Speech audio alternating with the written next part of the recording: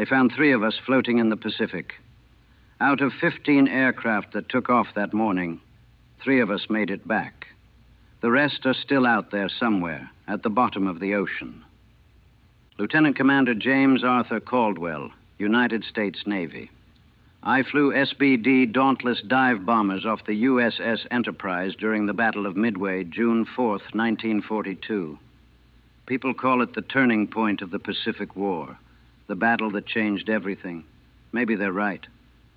All I know is I watched my friends die in the sky and in the water, and no amount of strategic importance makes that easier to carry out. I grew up in San Diego. My father worked at the shipyard, and I spent my whole childhood watching the Navy ships come and go. Knew I wanted to fly before I could even drive. Got my pilot's license at 17, joined the Navy in 1938, earned my wings in 1939. I was good, too. Top marks in dive bombing, navigation, carrier landings. My instructor called me a natural. By December 1941, I was assigned to Bombing Squadron 6 aboard the Enterprise. We were at sea when Pearl Harbor got hit, missed the attack by a few hours. Came back to find the harbor burning, the Arizona still smoking. That's when it stopped being a peacetime Navy career and became a war. That's when everything changed. My rear gunner was a kid from Nebraska named Tommy Chen. Chinese-American, 19 years old, sharp as a tack. He'd wanted to be an engineer, go to college, but his family couldn't afford it, so he joined the Navy. We'd flown together since early '42, marshals, wake, raids on Japanese positions. He had this thing he'd say before every mission. "Let's go make some noise, sir." Always made me smile. In the months after Pearl, we were hitting back where we could. The Doolittle raid on Tokyo in April, we provided escort for that. But we were losing. The Japanese were pushing forward everywhere. Wake Island, Guam, the Philippines. They seemed unstoppable. Then our intelligence boys cracked their codes. Figured out the Japanese were planning something big at Midway Atoll. Admiral Nimitz pulled together everything we had. 3 carriers, the Enterprise, Hornet, and Yorktown. We were outnumbered. The Japanese had 4 fleet carriers plus support ships, but we had surprise. They didn't know we knew they were coming. June 3rd, we sortied from Pearl. Everyone knew this was it, the big one. Win or lose, this battle would decide the Pacific. I wrote a letter to my parents that night, sealed it, and gave it to the ship's chaplain. "Just in case," I told him. "You'll deliver it yourself," he said. I wanted to believe him. June 4th, 04:30 hours. General Quarters pulled us from our racks. Tommy and I grabbed coffee and a quick breakfast, powdered eggs, toast, nervous conversation. Around us, the whole ship was preparing for battle. Ordnance crews loading bombs, mechanics checking aircraft, pilots getting briefed. The briefing was tense. The Japanese carrier force was out there, roughly 200 miles northwest. 4 carriers, Akagi, Kaga, Soryu, Hiryu, the cream of their fleet. The same carriers that had hit Pearl Harbor. Our job was simple: find them and sink them. "Remember," the air group commander said, "a carrier without its flight deck is just a very expensive barge. Put your bombs through their decks, right into their hangars where they're fueling and arming aircraft. That's where they're vulnerable. Simple. Right." At 0600, we started launching. The flight deck was controlled chaos. Aircraft handlers pushing planes into position, plane captains doing final checks, the air boss coordinating everything over the radio. I climbed into my Dauntless. Tommy settled into the rear seat behind me. The SBD was a good aircraft. Stable, reliable, could take damage, but it was slow, really slow. Top speed maybe 250 miles per hour. We'd be sitting ducks for Japanese Zeros. "Ready back there, Tommy?" "Let's go make some noise, sir." I felt the catapult officer's signal. Throttled to full power. The deck crew pulled the wheel chocks. The launch officer dropped his flag, and we were rolling. 30 tons of aircraft, fuel, bombs, and crew accelerating down 500 feet of deck. The bow rose up to meet us, then dropped away, and we were airborne. Gear up, climbing, banking to join the formation. 15 SBDS from bombing 6. We formed up and headed northwest, following the coordinates from our scouts. Below us, the Pacific stretched forever. Deep blue water, scattered clouds, beautiful in that terrifying way the ocean can be when you know you might end up in it. The flight out took over 2 hours. Radio silence, nothing but the drone of our engines and the endless ocean below. My fuel gauge was already dropping. The SBD had a combat radius of about 250 miles. We were pushing it. If we didn't find the Japanese carriers soon, we wouldn't have enough fuel to make it back. At 9:20, we found them. 4 carriers in a box formation, maybe 15 miles across. Destroyers and cruisers screening them. And above them, Jesus above them, swarms of fighters, Zeros, dozens of them. The sky was full of Japanese aircraft. Our squadron commander's voice crackled over the radio. There they are. All units prepare to attack. We're going in. My mouth went dry. My hands were shaking on the stick. This was it. No turning back now. Below us, I could see other American planes attacking, torpedo bombers from the Hornet going in low and slow. The Japanese were slaughtering them, Zeros diving on them, ships' anti-aircraft fire filling the sky. I watched a TBD Devastator get hit. Explosion, spiral, splash. Then another. Then another. Sir, Tommy's voice in my head set tight with fear. There's a lot of them. I know, Tommy. Stay sharp. We climbed to 14,000 feet. That was our attack altitude. High enough to build up speed in the dive, low enough to be accurate. The carrier we were assigned was the Kaga, 850 feet long, aircraft packed on her deck. I could see them clearly now. They were preparing to launch their own strike. The deck was full of bombers and fighters, all armed and fueled. All units, this is Leader. We're going in. Follow me down. Make your bombs count. And we dove. A dive bombing attack is controlled violence. You roll inverted, pull the nose down through the horizon, deploy dive brakes, and drop toward your target at a 70-degree angle. The altimeter spins backwards. The airspeed builds up. 200 knots, 250, 300. The aircraft shakes and screams. The whole world narrows to the target in your bomb sight. But the Japanese weren't sitting idle. Anti-aircraft fire filled the sky. Black puffs of flak, tracers arcing up like deadly fireworks. And the Zeros, they were climbing to meet us, trying to break up our attack. I was third in the dive, watched our leader go down, watched his bomb release. A hit, square on the Kaga's deck near the island. Then the second plane, another hit. The carrier was already burning. My turn. I rolled inverted and pulled through. The ocean disappeared, replaced by the carrier growing larger in my sight. 10,000 feet, 8,000 feet. Flak was bursting around us. Black clouds, shrapnel pinging off the wings. 6,000 feet. The carrier filled my sight. I could see men on the deck running, scrambling. Could see the aircraft parked there, the rising sun painted on the flight deck. Steady, steady, I whispered to myself. 4,000 feet. The bomb sight reticle was lined up perfectly. 3,500 feet. Tommy, you okay back there? No answer. Tommy? Still nothing. 3,000 feet. No time. I pressed the bomb release, felt the aircraft lurch as the 1,000-pound bomb fell away, pulled back hard on the stick. The G-forces slammed me into my seat. 4 Gs, 5 Gs. My vision grayed at the edges. The ocean and sky swapped positions. I was climbing, banking hard, trying to get away. Behind me, I saw my bomb hit. Direct impact on the Kaga's flight deck, right in the middle of all those armed and fueled aircraft. The explosion was massive, a huge orange fireball that seemed to consume the whole forward part of the ship. Secondary explosions followed as the aircraft on deck cooked off, bombs detonating, fuel tanks rupturing. The entire carrier was turning into an inferno. "Tommy, did you see that? We got her." Nothing. No response. I craned my neck around.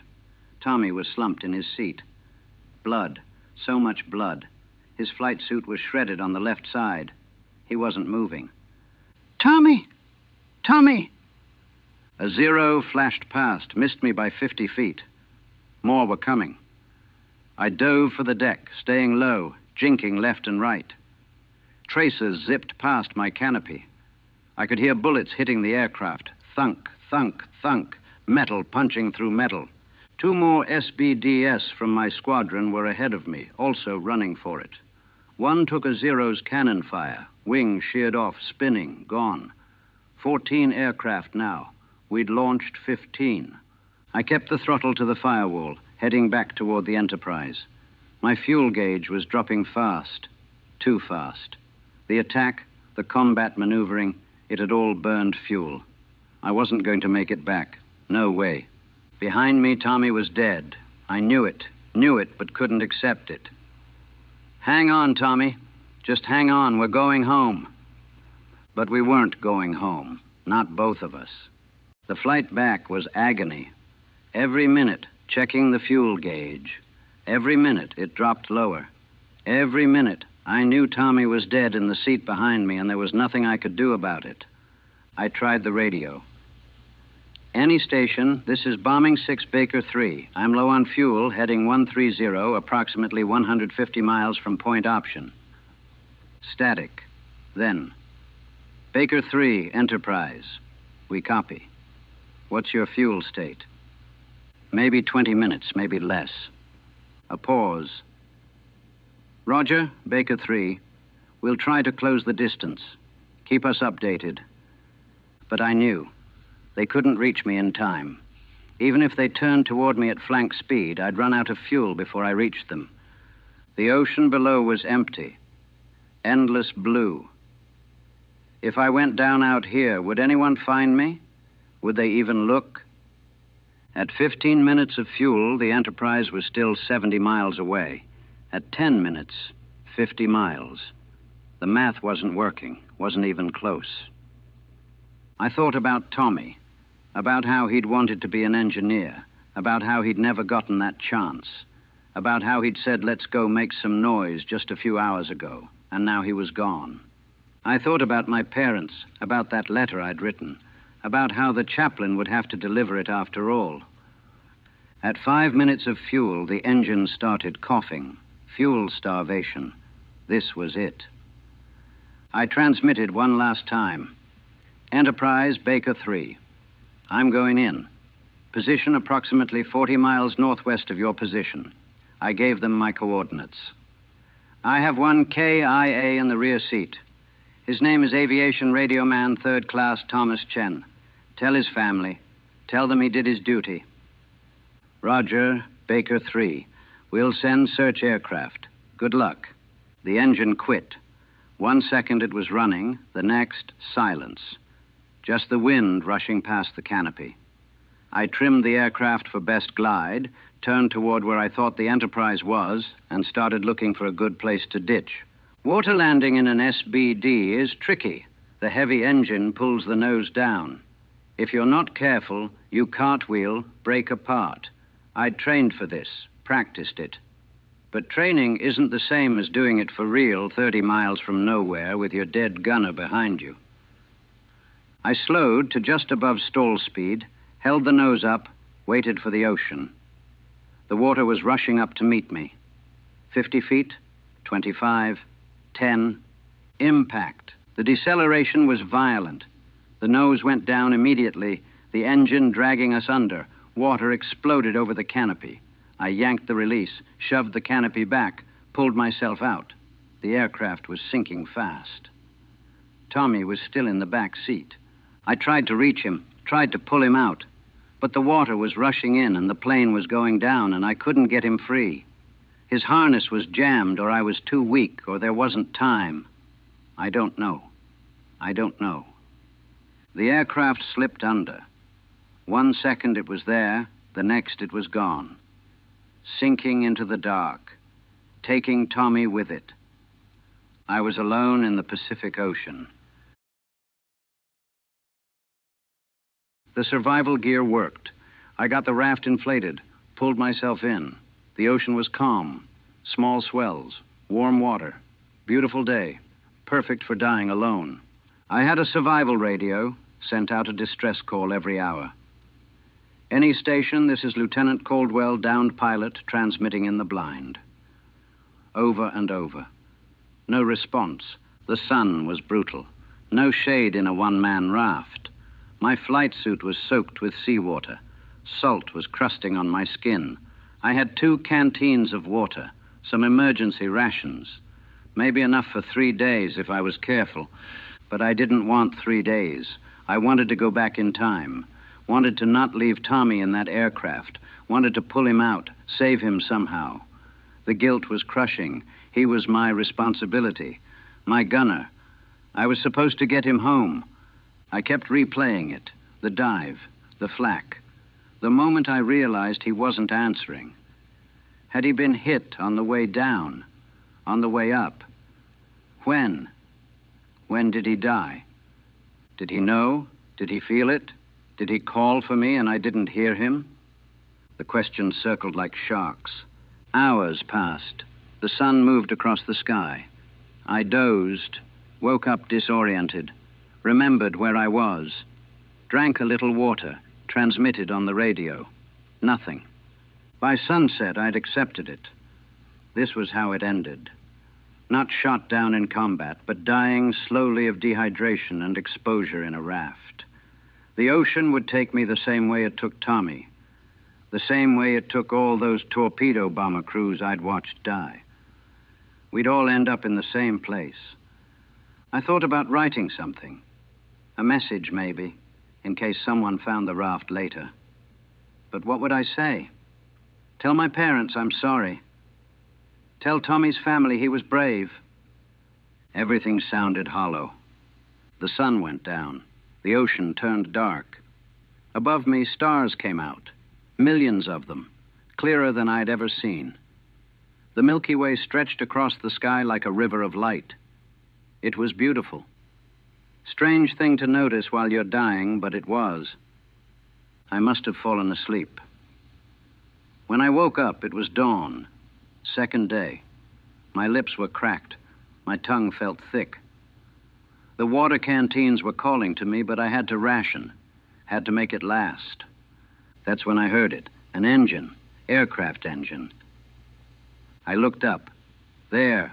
A PBY Catalina flying boat, maybe a mile away, searching. I grabbed the signal mirror from my survival kit, angled it toward the sun, flashed it at the aircraft. Come on, see me. The PBY kept going, didn't turn, didn't see me. No! I was screaming. I'm here! Right here! It kept going, getting smaller, disappearing. I collapsed in the raft. That was it. My one chance, gone. But then it banked, turned around, coming back.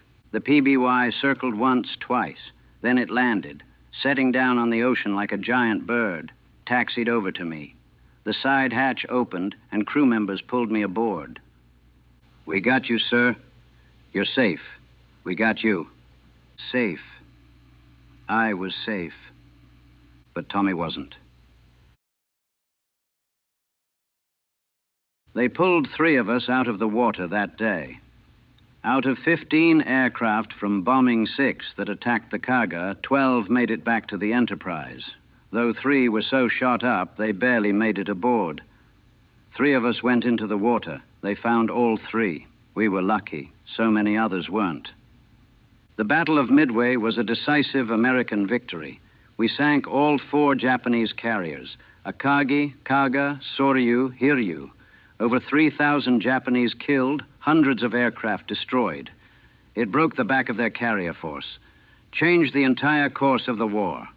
We lost the Yorktown and a destroyer, 307 Americans killed, dozens of aircraft, including 15-year-old aviation radio man third-class Thomas Chen from Nebraska, who wanted to be an engineer. They gave me a Distinguished Flying Cross for the attack on the Kaga, pinned it on my chest in a ceremony, told me I was a hero. All I could think about was Tommy slumped in his seat while I celebrated. I flew for the rest of the war. More missions, more combat. Made it through everything. Eastern Solomons, Santa Cruz, Philippine Sea. Every mission, I had a different gunner. Good men, all of them. But none of them were Tommy. Every time we took off, I heard his voice. "Let's go make some noise, sir." I left the Navy in 1946, came home to San Diego, got married to a wonderful woman named Ellen, had 2 kids, worked as a commercial pilot for 20 years. Normal life, good life. But the nightmares never stopped. I'm back in that aircraft, pulling out of the dive. I turn around and Tommy's there, covered in blood, and he's asking me why I left him, why I didn't save him, why I climbed out and he didn't. And I don't have an answer.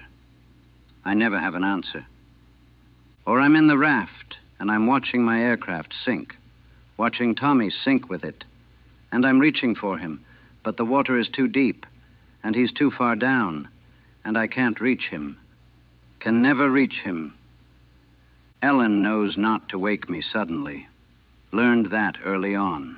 She'll say my name softly from across the room until I come back to myself. I went to Nebraska once, in 1958.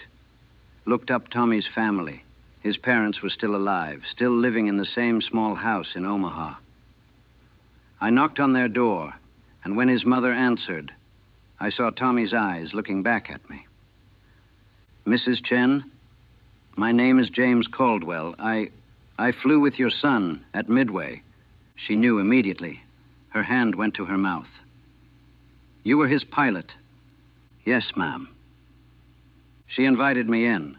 We sat in their living room, me, Mr. and Mrs. Chen. They had Tommy's picture on the wall, 19 years old, in his dress uniform, smiling, that same smile he'd give me before every mission. "I'm so sorry," I told them. "I'm so sorry I couldn't bring him home. I tried. I swear to God, I tried to pull him out, but the plane was sinking and I couldn't." Mrs. Chen stopped me, put her hand on mine. "You did everything you could." Tommy knew the risks. He was proud to serve, proud to fly with you. But that didn't make it easier, didn't make it right. Mr. Chen asked me about the battle, about what Tommy did. I told him everything. How Tommy was always sharp, always professional. How he'd said, "Let's go make some noise," right before we launched. How we'd hit the Kaga square on the deck. How our bomb had helped sink her. "He did his duty," I said. "He was brave. He never hesitated." What I didn't tell them was that I didn't know when he died. Didn't know if it was quick or if he suffered. Didn't know if he called for help and I didn't hear him. Some truths parents don't need to carry. They thanked me for coming, thanked me for telling them about their son. As I left, Mrs. Chen hugged me. "Thank you for trying to save him," she whispered. "Thank you for coming home to tell us." But I didn't feel like I'd come home. Not really. 19 years now since Midway. I'm 41 years old. I have a good life, a family, a career. But part of me is still in that Dauntless, pulling out of the dive, turning around to see Tommy slumped and bleeding. Part of me is still in that raft, watching my aircraft sink, watching Tommy disappear into the dark. They call Midway the turning point, the battle that saved the Pacific. And maybe it was. Maybe all those deaths, Tommy, the torpedo bomber crews, all the others, maybe they meant something. Maybe they changed history. But I can't see it that way. When I think about Midway, I don't think about strategy or turning points or decisive victories. I think about a 19-year-old kid from Nebraska who wanted to be an engineer, who said, "Let's go make some noise," and never came home. We sank 4 carriers that day. We changed the war, we won, but we also lost. We lost boys who had dreams, families, futures. We lost them to the ocean, and no amount of strategic victory brings them back. I visit Tommy's name on the memorial wall sometimes. Run my fingers over the carved letters. Thomas Chen, ARM-3C, USS Enterprise. June 4th, 1942. 23 letters that represent a whole life cut short. We made some noise, Tommy, I tell him. We sure made some noise. But he doesn't answer. He never answers. They say Midway was our finest hour. Maybe it was. All I know is it cost me my gunner, my friend, and a piece of my soul I'll never get back. 3 of us came out of that ocean alive, but none of us really came home. We're all still out there, floating in the Pacific, waiting for rescue that never comes.